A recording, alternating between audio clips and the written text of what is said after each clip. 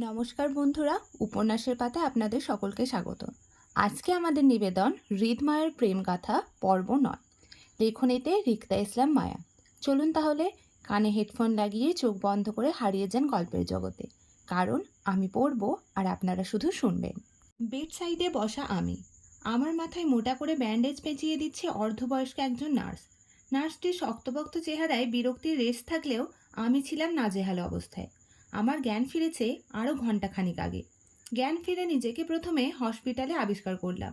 আমার সাথে জুই, শ্রেয়া, নাদিয়া তিনজনই ছিল, কিন্তু এমার্জেন্সি রুমে এক্সট্রা মানুষের ভিড় করা যাবে না বলে শ্রেয়া আর নাদিয়া বাহিরে দাঁড়ানো, আর আমি বেডে বসা অবস্থায় দু হাতে জুইয়ের একটা হাত জড়িয়ে ধরে ভয়ে নিঃশব্দে কাঁদছিলাম। তার কারণ আমার কপালের কাটা জায়গাটা ভীষণ জ্বলছিল অ্যান্টিসেপটিক লাগানোর ফলে। থমথমে পরিবেশে আমার নাক টানার শব্দ ছাড়া কেবিন জুড়ে আর দ্বিতীয় কোনো শব্দ নেই। দুপুরে সেই অনাকাঙ্ক্ষিত ঘটনার পর যখন হুঁশে ফিরলাম আমি, তখন থেকে হৃদ খান বা তার লোকেদের দেখা পাইনি। হয়তো আমাকে দেখার প্রয়োজন বোধ মনে করেনি, তাই আসেনি। এমনিতেই কোনো এক মনস্তাত্ত্বিক কারণে প্রথম থেকেই হৃদ খানের অপছন্দের তালিকায় ছিলাম আমি। এবার সেও আমার অপছন্দের তালিকায় যুক্ত হয়ে গেল পরিপূরকভাবে। এতকাল আমার মনে থাকা রাজনৈতিক ঘিরে সকল ভালো লাগাটা ক্রমশই ধীরে ধীরে তিক্ততার রূপ নিয়ে নিল। তার কারণটা অবশ্য আমাকে করা হৃদ খানের অমানবিক আচরণটাকেই দায়ী করা যায়। তার বদৌলতে আজ রাজনৈতিকে ঘিরে আমার ধারণা বদলালো। মনে মনে ভাবলাম, যারা রাজনীতি করে তারা কখনো সভ্য জাতির মধ্যে পড়ে না। সেক্ষেত্রে হৃদ খানকে তার উদাহরণ হিসেবে দাঁড় করানো যায়। লোকটা আসলেই অহংকারী। ক্ষমতার দাপটে দিনে দুপুরে পাবলিক প্লেসে মানুষ মারতেও তার বিবেকে বাঁধে না। নম্রতা, ভদ্রতা বলতে কোনো শব্দ নেই হৃদ খানের মাঝে। বরং যা আছে সেটা হলো উগ্র, অহংকারী, বিবেকহীন, নিচু স্তরের মানসিকতা, যা দেখে সাধারণ মানুষ আর যাই হোক ভালোবাসা নয়, বরং অপছন্দের লিস্টে প্রথমেই ফেলে দেবে।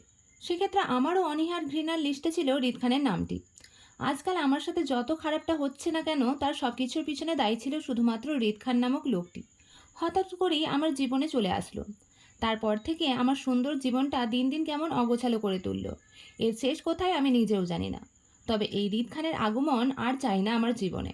আমি ভীষণ ভয়ভীত এই লোকটা বারবার অনাকাঙ্ক্ষিত আগমন নিয়ে, যার শেষ আমি দেখছি না কোথাও। কিন্তু আমার এর শেষ চাই, ভীষণ করে চাই। আমার দীর্ঘ মনস্তাত্ত্বিক ধ্যান ভাঙল হঠাৎ বয়স্ক নার্সটির গম্ভীর কথায়। দেখি, উঠে দাঁড়ান আপনি। আপনার কোমরের কাটা জায়গাটা ওয়াশ করতে হবে। কান্না ভেজা চোখে নার্সের দিকে তাকালাম। ওনার কথায় যেন নিজের কোমরের ব্যথাটা মুহূর্তে আরও জোরালো টনটন ব্যথা অনুভব করলাম। জুই আমার হাত ধরে সোজা হয়ে দাঁড়াতে সাহায্য করতে করতে বলল, দেখি ওঠ, গায়ের এপ্রনটা খুলতে হবে। নিশ্চুপ ভঙ্গিতে জুয়ের সাহায্যে সোজা হয়ে দাঁড়াতে গিয়ে তীব্র কোমরের ব্যথায় কুঁকড়ে গেলাম তৎক্ষণাৎ। জুয়ের বাহু ধরে নুইয়ে গিয়ে আর্তনাদে কেঁদে উঠি। সত্যি বলতে ভীষণ ব্যথা পাচ্ছিলাম আমি। আমার গায়ের সাদা ড্রেসটা এখনও ছুপছুপ রক্তে দাগ লেগে আছে।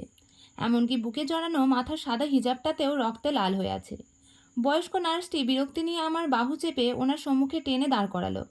আমি তখন চোখ মুখ কুঁচকে ব্যথা সহ্য করার চেষ্টা চালালাম, কিন্তু বয়স্ক নার্সটি পরপর দক্ষ হাত চালিয়ে আমার অ্যাপ্রনের বোতামগুলো টেনে খুলতে খুলতে বলল, নাক টিপলে দুধ বের হবে, অথচ এই বয়সে বয়ফ্রেন্ড জুটিয়েছে রাজনৈতিক লিডার।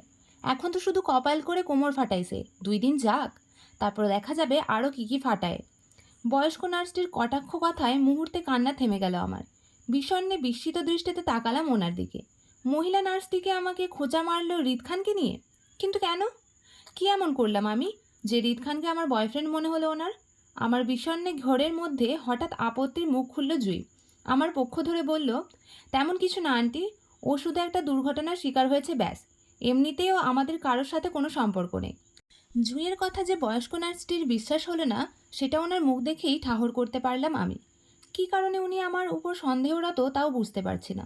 তবে উনি নিজের বিরক্তি চেপে আমার গা থেকে অ্যাপ্রন আর গলা থেকে হিজাবটা টেনে খুলে জুঁইয়ের হাতে দিতে দিতে জুঁইকে কটাক্ষ করে আমার উদ্দেশ্যে বলল, কে কতটা ধোয়া তুলসী পাতা সেটা আমাকে বোঝাতে হবে না মেয়ে। আমার মাথার চুল এমনি পাক ধরেনি, বয়সের গুণেই পেকেছে। মন্ত্রীর ছেলের গাড়িতে আসা, ক্ষমতার দাপটে হসপিটালে এত হুলুস থুলুস পাকিয়ে বিশেষ ট্রিটমেন্ট নেওয়া, এত সব কিছু তো মানুষ এমনি এমনি করে না, তাই না? তাছাড়া পুরুষ মানুষের দৃষ্টি দেখলেই একজন নারী বুঝতে পারে তার মনে কি আছে। সেক্ষেত্রে আমার অভিজ্ঞ চোখ ধোকা খাওয়ার নয়। তা আমাকে মিথ্যা না বলে নিজের বোনকে ঠিক করে ধরো, ওর কোমর ওয়াশ করতে হবে। কথাটা বলতে বলতে নার্স মহিলাটি আমার কোমরের জামাটা টেনে পেটের উপর তুলে আহত স্থানে তুলে চেপে রক্তটা পরিষ্কার করতে লাগলো। কাটা জায়গায় ব্যান্ডেজ করে দিয়ে পুনরায় জামাটা ঠিক করে দিল। ব্যস্ত হাতে ওনার যন্ত্রপাতি গোছাতে গোছাতে নিষ্প্রভ শান্ত দৃষ্টিতে আমার দিকে তাকালো। এবার আর ওনার দৃষ্টিতে বিরক্তি ছিল না, তবে চেহারাটা বেশ শক্ত রেখেই আমাকে উদ্দেশ্যে ফিরে বলল, শোনো মেয়ে, তোমার বয়সী আমারও একটা মেয়ে ছিল। সেও তোমার মতো ভুল করে কিশোরী বয়সে ছাত্রলীগের লিডারের সাথে প্রেম সম্পর্কে জড়িয়ে পড়েছিল। বিনিময়ে আজ সে কবরে আছে। কিন্তু আমার মেয়ে কেন, কিভাবে মরেছে সেটা এখন না বলি, তবে তোমাকে এতটুকুই সাবধান করছি, রাজনৈতিক করা ছেলের সাথে ভবিষ্যতে কখনো ভালো হয় না। তুমি চাইলেও তাদের সাথে স্বাভাবিক জীবন পার করতে পারবে না, কারণ এরা নিজেদের জীবনে নিশ্চয়তা যেমন তোমাকে দিতে পারে না, তেমনি নিজের পরিবারেরও না। ভাগ্য ভালো থাকায় আজ তো তুমি শুধু কপাল আর কোমর ফাটিয়ে হাসপাতালে এসেছো, কিন্তু পরের বার ভাগ্য তোমার সহায় নাও থাকতে পারে। তাই সাবধান করছি, মন্ত্রীর ছেলের পিছন ছেড়ে দাও, নয়তো অকালে সব কিছু হারাবে। বয়স্ক নার্সটির ভাসা ভাসা চোখে অশ্রু দেখলাম আমি। হয়তো মেয়ে হারানোর শোক ছিল তাতে, কিন্তু মুখের ভঙ্গিমা নিদারুণ শক্ত তেজস্বী। আমাকে কথাগুলো বলে ড্রেসিং করা রক্তের বাটিটা হাতে তুলে নিয়ে গেল। আমি ওনার যাওয়ার দিকে হতভম্ব হয়ে তাকিয়ে রইলাম। নিষ্পাপ আমি কোনো কিছু না করেও সব সময় অপরাধী হয়ে যায়, এবারও তাই হলাম।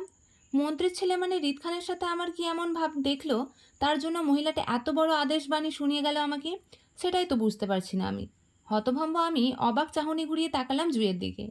নার্সটির কথা আগামাথা কিছুই ঢোকেনি আমার মাথায়। সব কিছু কেমন মাথার উপর দিয়ে গেল। তবে মনে মনে সন্দেহ হলো বেশ। নিশ্চিত আমার বেহুশ হওয়ার পর কিছু একটা হয়েছিল হসপিটালে আমাকে ঘিরে, যার জন্য হয়তো নার্সটি ভুল বুঝে আমাকে হৃদ খানের সাথে জড়িয়ে দিল। জুই হিজাবটা আমার বুকে ওড়ানোর মতো করে জড়িয়ে দিতে দিতে স্বাভাবিক কণ্ঠে বলল, তোকে আমরা হৃদ খানের গাড়িতে করে এনেছিলাম এখানে। ওনার বডিগার্ড আসিফ ভাইয়া আমাদের হেল্প করেছিল তোকে হসপিটালে আনতে। তবে এখানে এসে কিছু আপত্তিকর ঘটনা হয়েছিল তোকে এমার্জেন্সি বেডে নিতে গিয়ে। এজন্য মূলত নার্সটি ভুল বুঝলো তোকে। এবার চল এখন বাসায় যায়। জুয়ের মুখে আপত্তিকর ঘটনা শব্দটি আমার মনে বেশ কৌতূহল সৃষ্টি করলো। কি এমন ঘটেছিল যে তিনি আমাকে হৃদ খানের নামের সাথে জড়িয়ে দিল? জুই পাশ থেকে আমার কাঁধ জড়িয়ে রুম থেকে বের হতে চাইল। আমি কোমরের ব্যথায় তখন পা খুঁড়িয়ে খুঁড়িয়ে হাঁটছিলাম ধীরে ধীরে। তবে আমার মনে কৌতূহলটা তখনও ছিল বেশ। সেটা দমাতে না পেরে প্রশ্ন করেই ফেললাম, কি হয়েছিল, কোন সমস্যা? জুয়ের কয়েক সেকেন্ড লাগলো আমার কথাটা বুঝতে। বুঝতেই সম্মতি দিয়ে বলল, হয়েছিল একটু। কেন? নেতাদের কোলে চড়ে হসপিটালের দোতলায় আসলে যা হয় তাই হয়েছিল। এই নিয়ে গুঞ্জনের মুখে পড়েছিস তুই। ভয়ানকভাবে চমকে উঠে থমকে দাঁড়াই আমি। বিষণ্ণ মাথা ঘুরে উঠল আমার। হতভম্ব গলায় মৃদু চিৎকার করে উঠি তখন, কি? মায়ার হঠাৎ চিৎকারে থতমত খেয়ে উঠল জুই। চমকে ওঠা ভঙ্গিতে মায়াকে নিয়ে জুইয়ের পা থামল তক্ষুনি হসপিটালের করিডোরে। ইতস্তত জুই তৎক্ষণাৎ চোখ ঘোরালো আশেপাশে। চোখে পড়ল হসপিটালে যাতায়াতকারী মানুষের বাঁকা চোখ। তাদের মধ্যে একজন হৃদ নিজেও ছিল। তবে তার বাঁকা চোখ মায়ের উপর নয়, বরং সরাসরি তাকিয়েছিল মায়ের দিকে। কিন্তু হতবুদ্ধি মায়া তখনও বিষণ্ণের ঘোরে জুঁয়ের দিকে তাকিয়ে। ইতস্তত জুই খানিকটা দ্বিধা নিয়ে চোখ ঘুরিয়ে মায়ের দিকে তাকালো। মায়ের কাঁধে হাতটা আরও একটু চেপে ধরে খুঁচিয়ে আস্তে করে বলল, কি করছিস, আস্তে কথা বল, আশেপাশে মানুষজন দেখছে তো। ধ্যানরত মায়া মনোযোগ তখন জুঁয়ের দিকে, যেন অনেকটা শখে আছে জুঁয়ের কথায় সে। হৃদ খানের কোলে ছিল, সে ভাবতেই যেন আতঙ্কে ছেয়ে যাচ্ছে মায়ার সারা শরীর জুড়ে। তারপরে জুঁয়ের অনবরত খোঁচানিতে মায়া বাধ্য হলো ঘাড় বেঁকিয়ে সামনে তাকাতে। ভাগ্যের ফেরে মায়ার সেখানেও চোকাচোকি হয়ে গেল হৃদের সাথে। মূলত হৃদও হসপিটালের করিডোরে দাঁড়িয়েছিল আসিফের সাথে, যেখানে আসিফ হৃদকে কিছু বলছিল আর হৃদ সেটা মনোযোগ সহকারে শুনছিল, হালকা কপাল কুঁচকে মৃদু মাথা নাড়িয়ে সম্মতি দিতে দিতে। মূলত তাদের দুজনের মধ্যেকার কথোপকথনের মধ্যে মায়ের হঠাৎ চেঁচিয়ে ওঠায় মনোযোগ নষ্ট হয় হৃদের। অনেকটা বিরক্তি নিয়েই ঘাড় ঘোরালো আর দৃষ্টিতে ভিড়ল মায়ের হতভম্ব চেহারাটা। কিন্তু কয়েক সেকেন্ড যেতে না যেতেই হৃদের সেই বিরক্তিকর দৃষ্টি শীতল হয়ে আসলো মায়ের উপর। অনেকটা বিস্ময় নিয়েই চোখ ঘোরালো মায়ের পা থেকে মাথা অবধি। এই প্রথম মায়াকে খোলা চুলে দেখল হৃদ। নয়তো এই নিয়ে তাদের যতবার দেখা হয়েছিল প্রতিবারই মায়াকে হিজাব পরা অবস্থায় দেখেছে সে। আঘাত না পেলে হয়তো আজও তেমনই দেখত হৃদ। তবে আজকের অনাকাঙ্ক্ষিত ঘটনাকে ঘিরে এই প্রথম হৃদের চোখে প্রদর্শিত হলো মায়া নিজে। বিষণ্ণে থমকে যাওয়া দৃষ্টি আবারও ঘোরালো হৃদ মায়ের পা থেকে মাথা অবধি। কলেজে সাদা ড্রেসের সাথে মায়ার মাথায় সাদা ব্যান্ডেজটিও যেন আজ চমৎকার দেখালো হৃদের চোখে। কিন্তু আতঙ্কিত মায়া হৃদের সাথে চোখাচোখি হতেই তৎক্ষণাৎ জুঁইয়ের বাহু টেনে নিজেকে আড়াল করতে চাইল। জুঁইয়ের পিছনে লোকাতেই আবারও চমকে উঠল জুঁই। কি হয়েছে জানতে চেয়ে মায়াকে সামনে আনতে চাইলেও বাধা দেয় মায়া। ভয়ার্ত মুখে জুঁইয়ের পিছন থেকে উঁকি মারতে আবারও চোখাচোখি হয় হৃদের শান্ত দৃষ্টির সাথে। ভয়ার্ত মায়া আরও ভয়ার্ত হলো হৃদের শান্ত দৃষ্টির ভিড়ে। তাই পিছন থেকে জুঁইয়ের অ্যাপ্রনটা শক্ত হাতে চেপে ধরে ফুঁপিয়ে কেঁদে উঠল ভয়ে। ক্রন্দানো গলায় বলতে থাকলো, বাসায় যাব, আমি বাসায় যাব, প্লিজ জুঁই আমাকে বাসায় নিয়ে চল। এই লোকটা এই লোকটা ভালো না, ভীষণ বাজে। আমার ভয় হয় এই লোকটাকে দেখলে। এই লোকটা আমাকে আবার আঘাত করবে। প্লিজ জুঁই আমাকে বাঁচা বোন, আমাকে নিয়ে চল এখান থেকে প্লিজ। কথাগুলো শেষ করতে করতে মায়া আবারও ফুঁপিয়ে কেঁদে ওঠে হৃদের ভয়ে।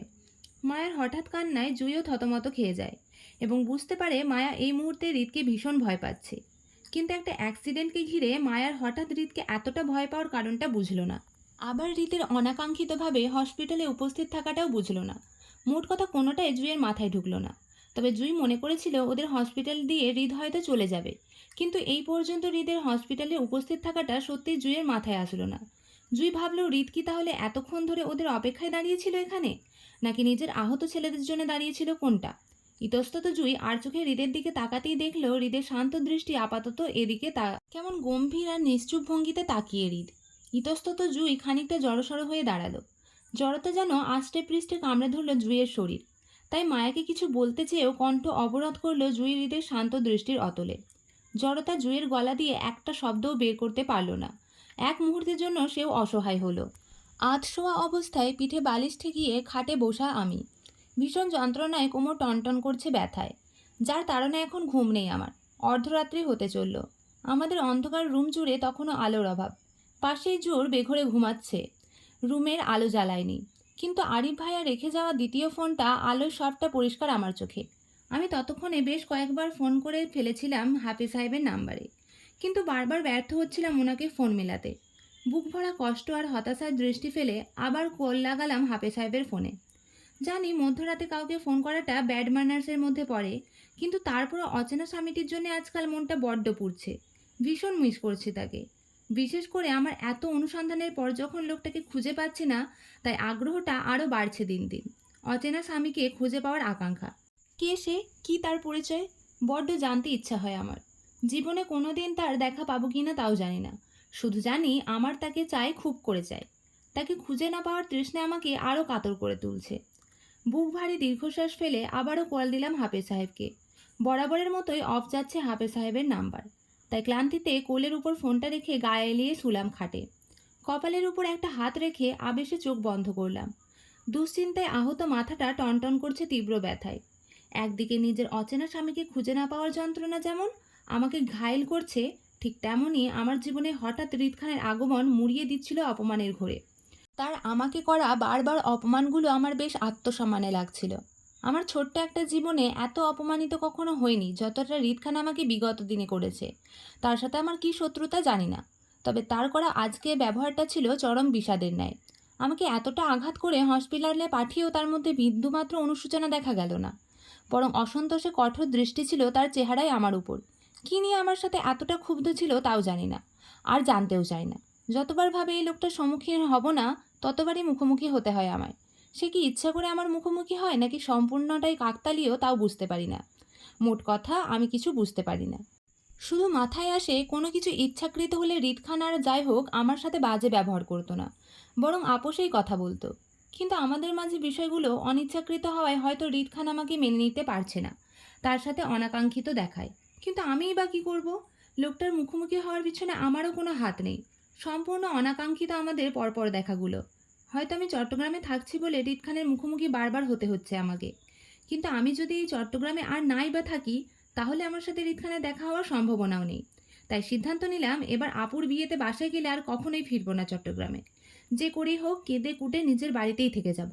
আর আরিফ ভাইয়াকে বলবো আমাকে যেন চট্টগ্রাম থেকে ট্রান্সফার করে আশুগঞ্জের একটা কলেজে ভর্তি করিয়ে দেয়। তারপরও এই চট্টগ্রামে আর নয়। বিষাদ মন নিয়ে উঠে বসলাম কোলের ফোনটা হাতে নিয়ে। ঘুমড়ে ওঠা ফিলিংসে আর কিছুই ভালো লাগছে না। দুপুরে হসপিটাল থেকে বাসায় ফিরে এই পর্যন্ত বিছানায় বসে আমি। কপালের ব্যান্ডেজ কাল ছাড়তে হবে। আরিফ ভাইয়া বাসায় নেই, আমাদের বাড়িতে আশুগঞ্জে আছে আপুর বিয়ের জন্য। সেখানে নাকি আরও কয়েকদিন থাকবে, তার জন্য আপাতত আমি আর জুই একাই বাসার মধ্যে ছিলাম। তবে যাওয়ার আগে আরিফ ভাইয়া আমাদের বাসার কাজের মহিলা স্বপ্না খালাকে বলেছে রাতে থাকতে। উনি ওনার 10 বছরের মেয়ে মারিয়ামকে নিয়ে আছে আমাদের সাথে। আমি এক পলক তাকালাম মেঝের দিকে।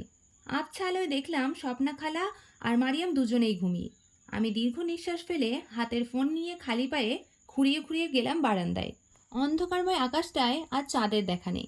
চাঁদবিহীন আকাশের নিগার নিষ্ক্রিয় ঘুটঘুটে আধারের মেলা। আমি শূন্য দৃষ্টি আকাশে ফেলে আবারও ফোন মিলালাম হাফেজ সাহেবের ফোনে। জানি কলটা যাবে না, নাম্বারটাও অফ বলবে। তারপরও মনে ছটফটে কল দিতে থাকলাম হাফেজ সাহেবের নাম্বারে, যদি কোনো চমৎকার হয়ে যায় এই আশায়। কিন্তু আমার চমৎকার আকাশে আজ অন্ধকারের মেলা বলে এবারও আমি বিফল হলাম হাফেজ সাহেবকে কল মেলাতে। এই ছিল আজকের পর্ব। গল্পটি শুনতে যদি আপনাদের ভালো লাগে তবে ভিডিওটিকে লাইক করে চ্যানেলটিকে সাবস্ক্রাইব করে দেবেন।